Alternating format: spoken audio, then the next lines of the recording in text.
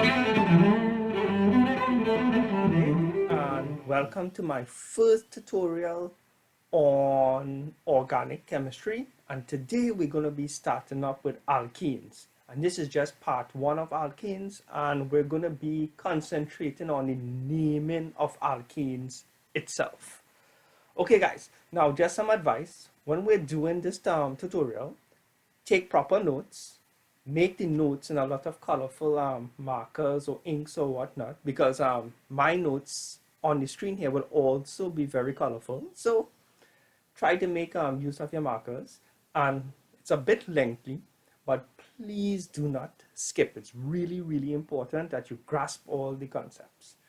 Okay guys, so like I said, we'll be concentrating on alkenes today, and alkenes forms under the category of organic chemistry. So one of the first things I need to do is go through some basics in organic chemistry and then jump into alkanes. Don't worry, it won't take too long. So first things first, what is organic chemistry? And this is actually a question that can come in the CXC exam. They actually ask you to define what is organic chemistry, and if they do, organic chemistry is the study of chemical compounds in which one or more atoms of carbon are covalently linked to atoms of other elements such as hydrogen, oxygen, and nitrogen, but excludes carbides, carbonates, and cyanides. So guys, you see this definition over here? Please write it down. Please memorize it. Okay. The next thing I need to do is just review how carbon and hydrogen are covalently bonded together, and I have to show you how it's represented, because when we start the alkenes, the drawings are going to look a little bit weird, and I don't want it to scare you. Now, this is a new format I'm using.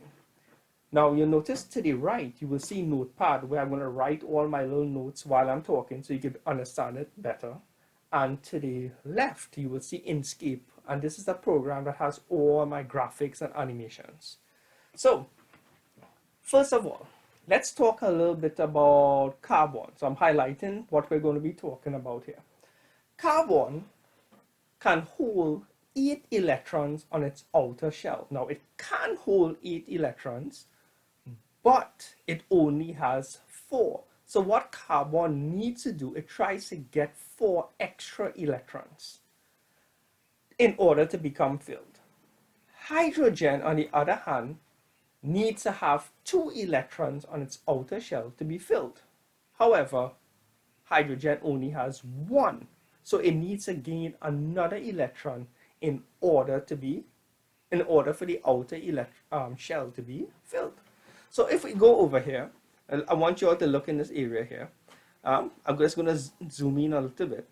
Here we have, let's extend this a little bit. Right.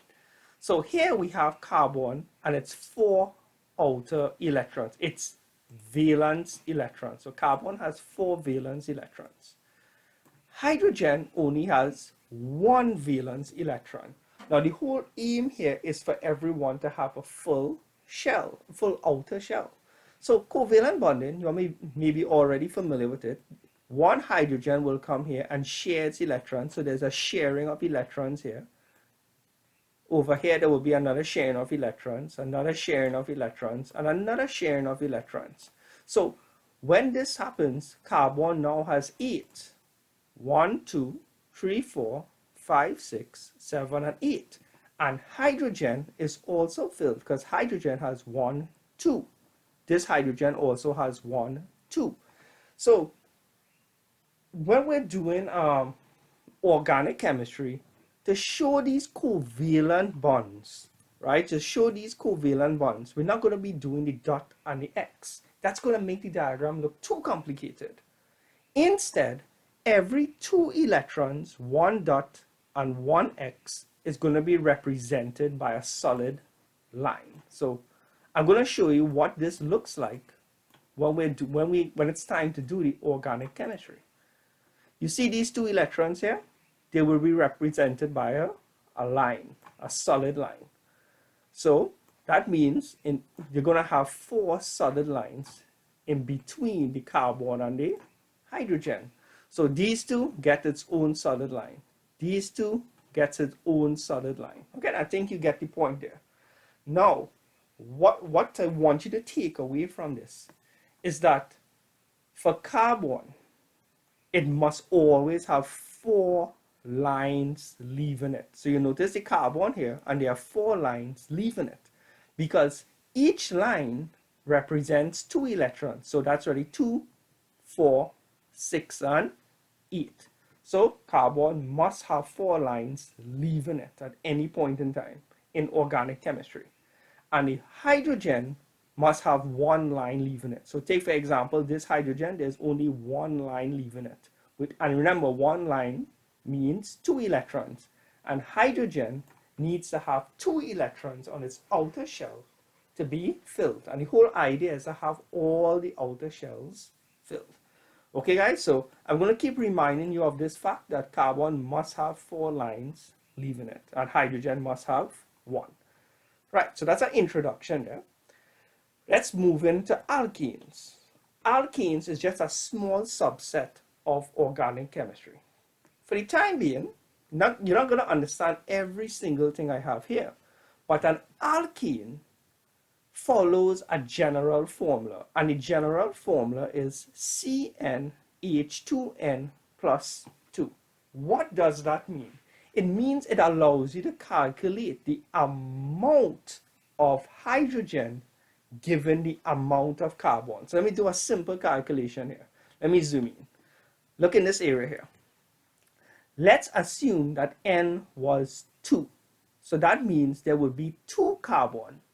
If we know there are 2 carbon, then we can calculate the amount of hydrogen in this particular alkene. So how would we do that? If N is 2, we go to the hydrogen formula here and say 2 by 2 is 4 plus 2 is 6. So in an alkene, if there are 2 carbons, you can expect it to have 6 hydrogen. Let's do another calculation just to make sure you understand it.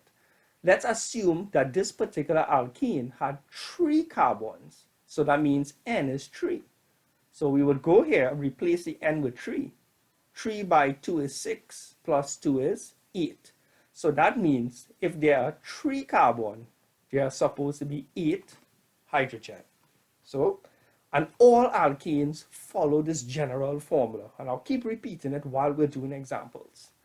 Also, when we're naming alkenes, right, we name it like this. All alkenes, first of all, end with ane, ane.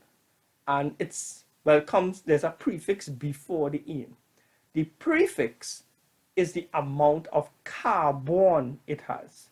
So that means, and there's a little chart of prefixes here. So that means if in a particular alkene there were 3 carbon, then the name of that alkene will start with prop and end with the word ene. So you get propane. We'll be doing this over and over today. So don't worry too much about not understanding it fully right now. Also, the functional group of an alkene is a single bond. Let me explain what I mean here. I'm going to slide across here. Sometimes in between 2 carbons, there's a single bond, between 2 consecutive carbons. And sometimes there are 2 bonds, and sometimes there are 3 bonds. Alkenes only have single bonds. You will never see 2 bonds, and you will never see 3 bonds connecting 2 carbon atoms, right? So I highlighted the correct version of what an alkene looks like when it comes to the bonding. The ones with 2 bonds is not an alkene. It's actually called an alkene. It sounds like alkene, but it's kene, alkene, which will be discussed in future videos. There's one with 3 bonds. I'm not going to go into it. This one has been removed from the CXC syllabus, so there's no need for me to mention it right now. Okay? Right. And when we're naming alkenes, we are going to use this general layout here. It looks complicated, but with enough practice, guys, We're going to get it. So let's get our first question in naming alkenes. Oh, all right, so let's try our first question when it comes to naming alkenes. So we're on question 1 here. Now, I know this is an alkane because if you notice, between the C's, there are only single bonds. There are no double bonds. So I know for sure this is an alkane. And you notice for every carbon, there's 4 lines leaving it. 1, 2, 3, 4. Take any carbon and there will always be 4 lines leaving it or attached to it. So I just want to point out there are a couple ways of drawing the structure in the exam or representing the structure. Look at this on top here. I'm highlighting it, well, selecting it. So the one on top and the one underneath are the same exact structures. It's just different ways of writing it. In the exam, they can choose to write it the way on top or the way underneath. For the first few questions, I'm going to be writing it both ways so you get accustomed, but eventually I'm going to give in and only write it in the highlighted way, the way underneath, which is much easier to write and to me much easier to understand because it looks less complex. So let's see if you understand the relationship between the top one and the underneath one. You notice there's 1 carbon here and 1 carbon, and there are 3 hydrogens directly attached to it. The one in the middle has 1 carbon. Notice 1 carbon here, and there are 2 hydrogens. And I think you see the structure here now. The last one, here's the C, the carbon, and there are 1, 2, 3 hydrogens over here, right? Each 3. All right. So when we have an alkane, the first thing we need to do is identify the main branch. The main branch is basically this. I'm highlighting it here. The main branch. Ask yourself, can you walk from the first carbon to the last carbon without stepping on your own tracks? So let's say you are standing here by this carbon, the first carbon, and you want to walk to the last carbon, which is this guy. All you have to do is simply walk 1, 2, 3, 4. You don't have to backtrack or backstep. So this here is the main branch. Now this question is super easy, so there's no need to backtrack or anything. But that backtracking thing will become very important in a little while. So when we're naming, so I'm going to zoom in here. When we're naming the alkanes, we do the red part first, the yellow part after, and the blue part too, usually in that order, right? So not all the time we will be using all 3 colors. Sometimes the question is so simple that only the red part is needed, or sometimes it's a little more complex and only the red and yellow are needed, and sometimes the question comes hard and you need all 3 colors. So let's see. This one, the yellow and the blue, has to do with branches. This question has no branches. It's just one straight path from this carbon to the other carbon. Okay? So let's see. We will not be needing the yellow and we will not be needing the blue, just the red. So for the main chain, ask yourself, how much carbons does it have? There's 1, 2, 3, 4. So we go to the prefix here. 4 is BUT. So all we have to say is but and add the word ene. As simple as that. So the name of this particular alkane is BUTANE. ANE is what all alkanes end in, and the BUT is the prefix. As simple as that. Okay? Well, like I said, I mean, this can actually come in the exam. It's just you won't get much marks for it. So let's try another question now. Here we have something that looks slightly more complex, and you notice the top one here, let me highlight the whole thing here. This whole structure here that's highlighted, right? The one on top and this one underneath are the same structures, just 2 different ways of writing it. So is this one straight chain or is there a branch? Well, for it to be a main branch, ask yourself, can you walk from this C to the last C without backstepping? Let's see. Walk, walk, walk, walk. I walked without stepping on my own track. So this is actually a main chain. It's actually an illusion. Think of this as a necklace of pearls.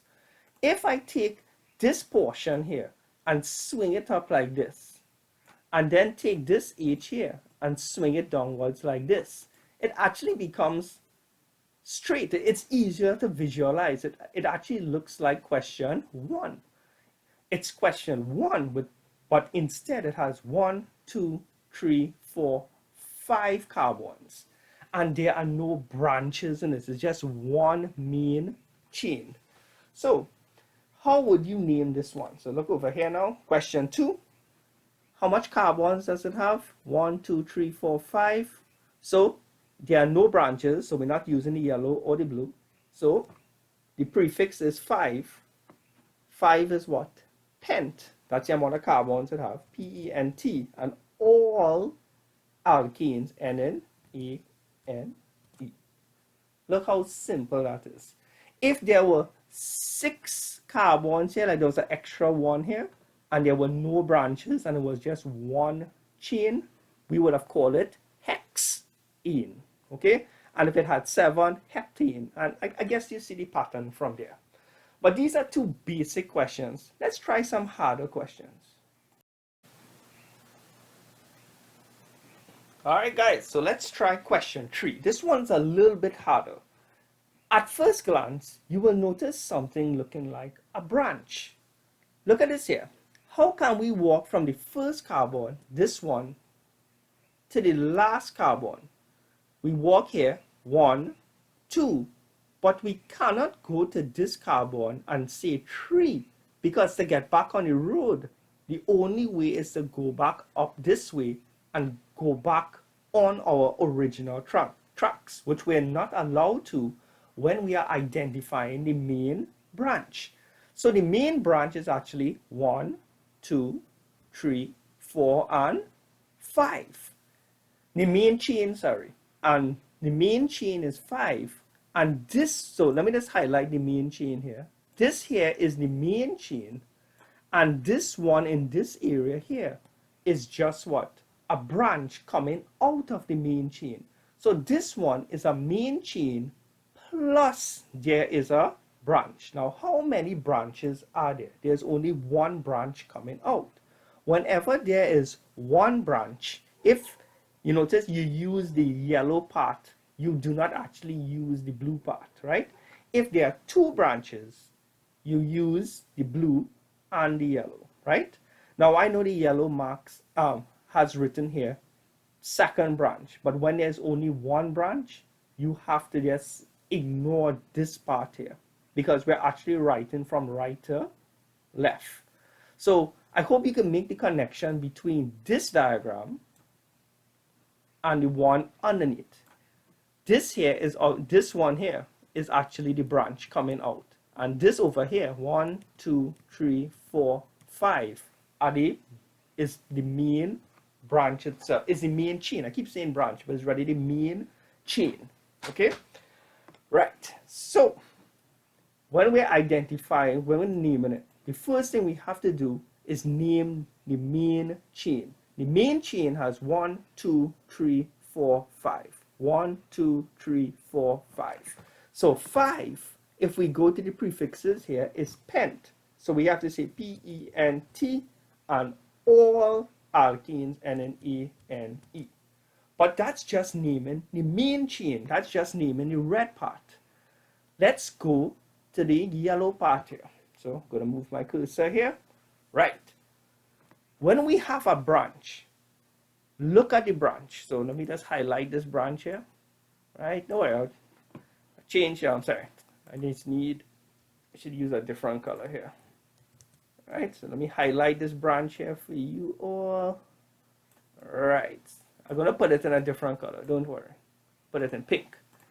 That branch, ask yourself, how much C's does it have? It only has one C. So you know for sure it has the MET in meth. So put METH and all branches end with a Y and a L. So it's a prefix and a Y and a L. Now there's no space between this L and this P, right? So take note of that. Now you have to ask yourself, this C number here is which carbon does the branch occur at? Here's the first carbon, here's the second carbon. The branch occurs at the second carbon. So you have to put 2 and a dash. So the highlighted one here is the red part. And the highlighted piece here now is the yellow part of naming the alkane. Okay, guys? So that's the name of this alkane. I'm double checking my answer to make sure there is no mistakes and everything is correct. Okay? Great. Let's move on to number 4. All right. Oh, by the way, I just want to mention something. When you are trying to figure out which carbon the branch occurs at, you have to take the shortest part. Because if you are standing from here, it occurs at 1, 2. So that's why we put the 2 over here. But if somebody else just decides to walk over from this side, he might say it occurs at 1, 2, 3, and 4. So he might put 4 here by mistake. Okay? The 4 would be wrong. You always have to take the shortest part to reach the branch. Very important. The examiner will try to trick you. I will try to trick you. All right. Question 4. All right. Let's see what's going on here.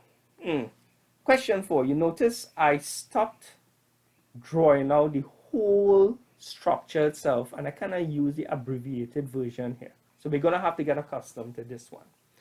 Question 4. You have 1. This here is definitely the main branch, right? Because you can walk from this C to this C to this C to this C without stepping back on your own tracks. And here is the branch coming out. So for number 4, let's do the red part first. It has 1, 2, 3, 4.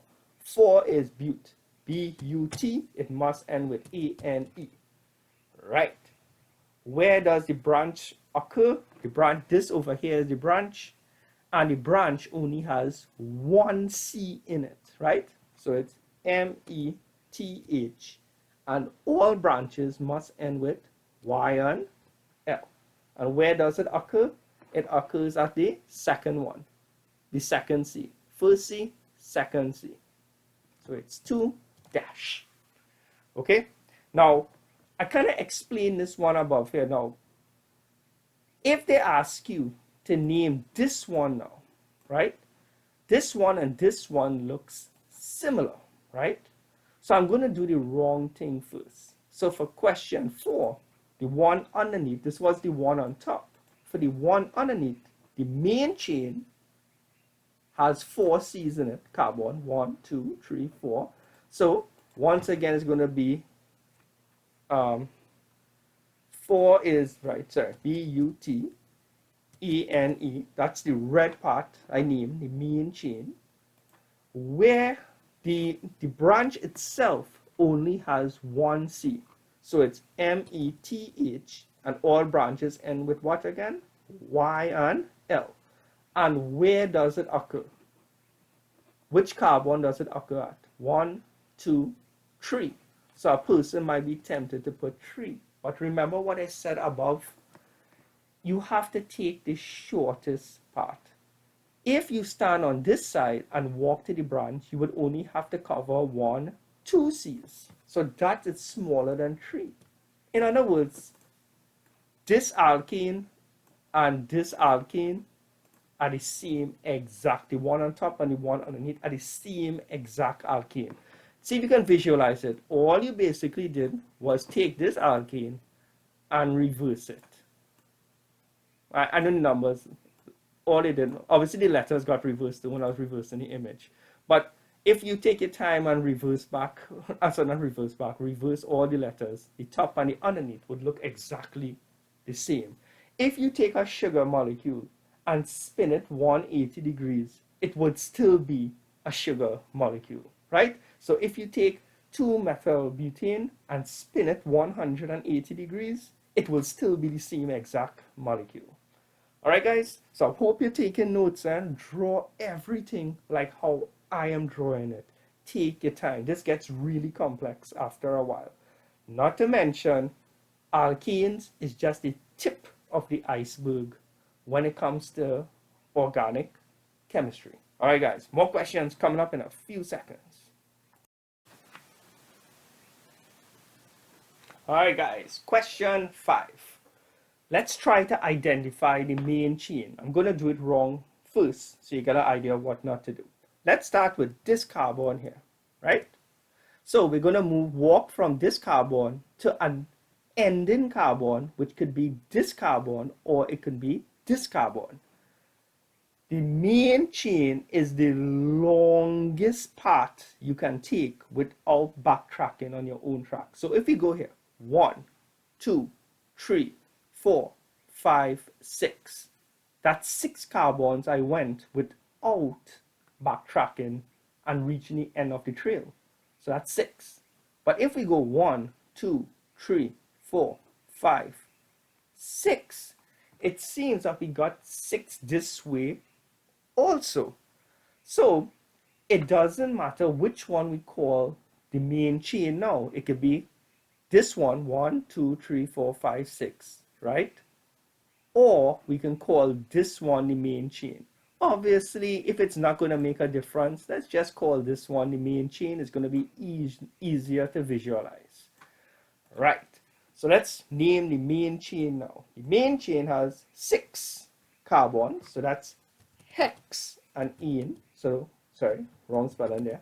So I just named the red part here the main chain. There's a branch. Where does the branch occur? But sorry, we should ask ourselves, how much C's does the branch have? So this here is our branch. I'm going to just highlight it better for you guys here. This here is our branch here. Our branch has 2 C's in it. 2 is F. So it's ETH and it ends with Y and L because it is a branch. Where does the branch occur? Well, if this is the main branch of the tree, it occurs at 1, 2, 3, 4. It occurs at the 4th carbon if you want to get it wrong in the exam. If we looked at the branch, the main branch or the main chain from on this side, we would only have to cover 1, 2, and 3. So it would be 3 dash. That's the actual answer for that one. Take the shortest path to reach the branch. Yes, well, that's actually correct. Okay, guys, so that's number 5. Let's look at number 6. Ooh, it's a big diagram. All right, I'll go almost exact here to get it to fit. Number 6, just looking at my notes. All right, now the main branch here is obviously this one here. All right, there's no denying that this here is the main branch. Great. That main branch has 1, 2, 3, 4, 5, 6, 7, 8. 8 is oct. So this is number 6, OCTANE. So we name the main chain or the main branch. All right, let's look at the one branch coming out of here now. This branch has 1, 2, 3. So 3 is prop, P-R-O-P. So it's P-R-O-P. And since it's a branch, it ends with Y and L. And where does it occur? At which carbon? 1, 2. This is obviously the shortest way. It makes no sense counting from on this way. That's clearly long. So it will be 2 dash. Right? So 2 propyl octane. Right? Great. So number 7. Wait, this is, I guess squeeze it in here. Did it fit? Yes. So on to number 7 now. Number 7. Wait. Let's try to identify the main chain here. Which one is the main chain? We're going to start counting from here. 1, 2, 3, 4, 5, 6, 7. So this way, if we go straight to 7, 1, 2, 3, 4, 5, 6, 7, 8, 9. So if we go this way, and then go down and go across. That's the longest chain of C's we can cover without backtracking on our own tracks. So I would use this as my main chain. So I'm going to highlight it from here. Oy. All right. Sorry guys, give me a few seconds there. It's worth the wait. It's worth the wait. All right. All right. So you have here, and then you have. All right. That's the main chain there. And that chain has 1, 2, 3, 4, 5, 6, 7, 8, 9. Let's double checking it. Right. Now the thing about this one, there are actually two chains here now. Okay? There's not one, sorry, the thing about it, there's one main chain, but two branches. 1, 2. Alright? So how do we name this one? Alright. First of all, let's do the easy part. Let's name the main branch. It's 9 carbon, so 9 is none, right? Nonene, nonene. Great. Let's count from on this side. You can't, once you choose a side to count from, when it has more than one branches, you have to stick to that. So if I choose to count from here, I have to count this branch from here as well as this branch from here, right? So this one doesn't have to do much with the shortest part to the branch, okay? So there are two branches here now, which means there's the yellow and the blue, right? I'm going to do the blue one here first. So the blue one, the branch occurs at the second C, 1, 2. So this C number here is going to be 2 dash. And this branch only has one C. One is meth, M-E-T-H. So it ends with Y and L. I have to put another dash here now for the second branch. Dash. The second one occurs at 1, 2, 3, 4, 5. At the fifth carbon. So it's 5. Dash. Right? That's this dash here. And the second branch has 2 carbons. 2 carbon is F. E, T, H. And since it's a branch, it also ends with Y and L. But there is no space between here and here. Right? Or dash or anything like that. So that's the answer for this one here. This one is pretty, I think you should rewind the video and look back at it again to get the concept of it. Right? If you got it on one shot, congrats. So that's question 7. I have 3 more questions to do, guys. All right, so on to number 8, but I just want to mention to you guys that if you need extra lessons in almost any subject and you're from Trinidad, you can always contact me at this number. All right, guys, so back to number 8. The first thing we're going to need to do is identify the main chain or the main branch. I think it's going to be this, right? From here all the way here. That one, then these 3 here, and these 2. I think if we do that, we'll get a total of 1, 2, 3, 4, 5, 6, 7, 8. If we go like this, we'll need to backtrack. If we go like this, I think we'll only get 6. 1, 2, 3, 4, 5, 6, 7, sorry. So this way, the green part is the longest part. We can go from one side of the chain to the other side of the chain without backtracking. So that's the main chain. So let's name it one time. It has 1, 2, 3, 4, 5, 6, 7, 8. Right? Just double checking. So 8 by now you know it's oct. So it's O-C-T and it ends with A-N-E. We need to choose a side to start counting the branches from. I'm going to start from on this side. This one occurs at 1, 2, 3. So I'm going to use the blue one here. So it's 3 dash, and this branch itself has 2 carbons. 2 is F. So it's E-T-H, and it ends with Y and a L. So that's the end of the blue naming part here. I'm going to put my dash. That's this dash here. The next branch occurs at 1, 2, 3, 4, 5, 6. This branch comes off the 6th carbon. So 6 dash, and it only has one C, so it's meth. And it's a branch, so it ends with Y and L. All right, so that's the answer for number 8. Okay, guys. Moving on to number 9. Number 9. Oh, this one is going to be different. You will notice that number 9, the longest chain is 1, 2, 3, 4, 5, or 1, 2, 3, 4, 5. So if we go straight across, or if we go halfway and then 2 down, we get 5 either way.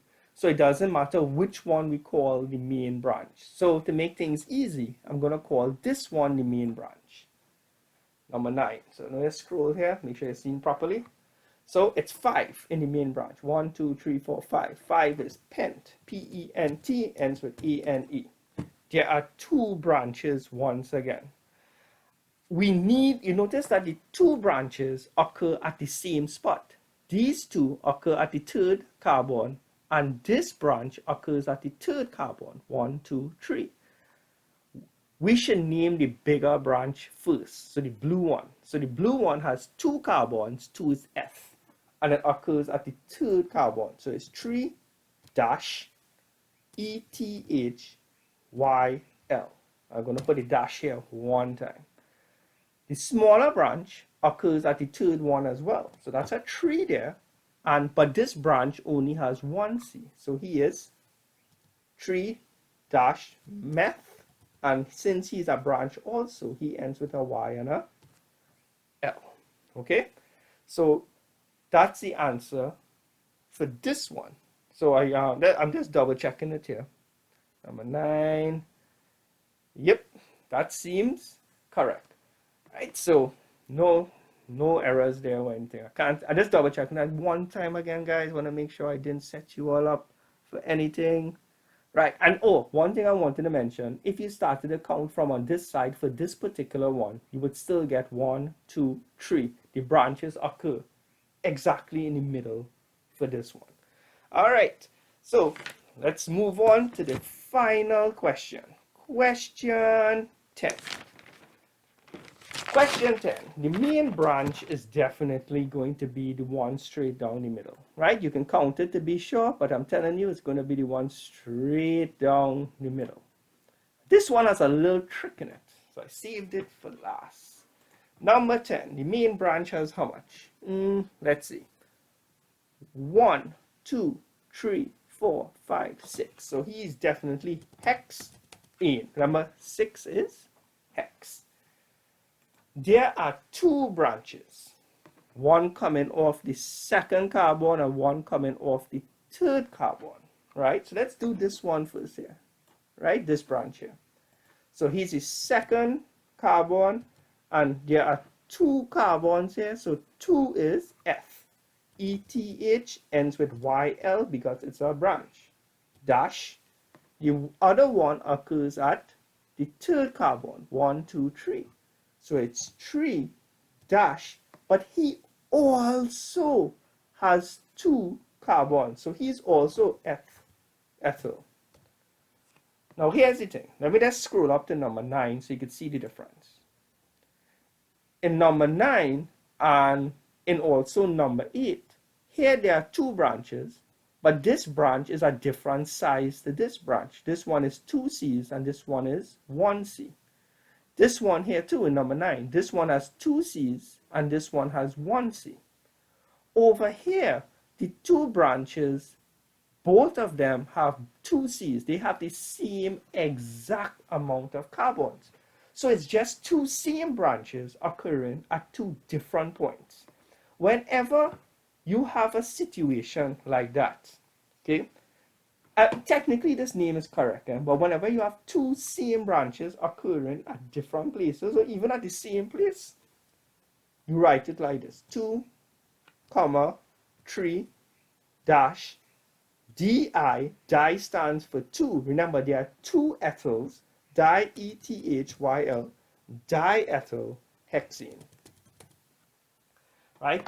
This is the one you need to write in the exam.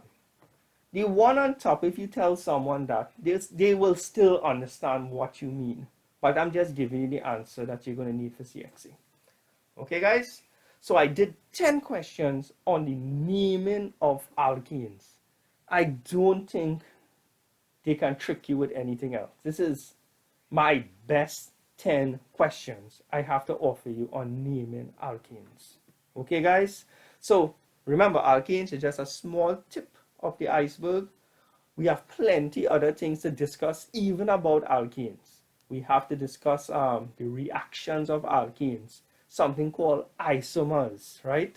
Um, and even after we finish alkenes, we have to do something called alkenes, then alcohols, and alkanoic acids and esters, and the list just goes on, and then polymers.